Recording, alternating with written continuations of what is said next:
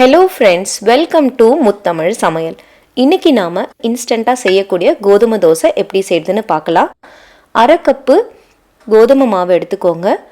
1 cup அரிசி மாவு, கூடவே சீரகம் 1/2 டீஸ்பூன், தேவையான உப்பு, 3 கப் அளவுக்கு தண்ணி சேர்த்துட்டு நல்லா கட்டி இல்லாமல் கரைச்சிக்கோங்க.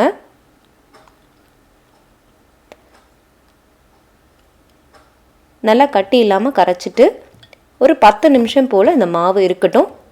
இப்போ இது கூட ஒரு சின்ன சைஸ் வெங்காயம் நல்லா பொடியாக கட் பண்ணது, கூடவே துருவின கேரட், ஒரு பச்சை மிளகாய், பொடியாக கட் பண்ண கருவேப்பிலை, கொத்தமல்லி இலை சேர்த்துட்டு நல்லா கலந்து விட்டுக்கோங்க. இது கூட இன்னொரு கப்பு தண்ணியும் சேர்த்துக்கலாம். ஏன்னா மாவு ரவா தோசை மாவு மாதிரி நல்லா தண்ணியாக இருக்கணும்.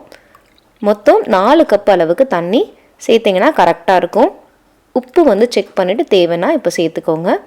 தோசைக்கல் நல்லா சூடானதும் இந்த மாதிரி ஒரு கிண்ணத்தில் கொஞ்சமாக மாவு எடுத்து தோசை ஊற்றிக்கோங்க. சுற்றி கொஞ்சம் எண்ணெய் சேர்த்துட்டு அடுப்பை மீடியம் ஃப்ளேமில் வச்சுக்கோங்க. தோசை வெந்து நல்லா பொன்னிறமாக ஆனதும் எடுத்துடலாம். அவ்வளோதான், நல்லா கிறிஸ்பியான கோதுமை தோசை ரெடி. இதோட ஒரு தேங்காய் சட்னி வச்சு சாப்பிட்டிங்கன்னா ரொம்பவே டேஸ்டியாக இருக்கும். ட்ரை பண்ணி பாருங்கள், எப்படி வந்துச்சுன்னு கமெண்ட்ஸில் சொல்லுங்கள். மறக்காமல் முத்தமிழ் சமையலை சப்ஸ்கிரைப் பண்ணுங்கள். உங்கள் ஃப்ரெண்ட்ஸோடையும் ஃபேமிலியோடையும் ஷேர் பண்ணுங்கள். தேங்க்ஸ் ஃபார் வாட்சிங்.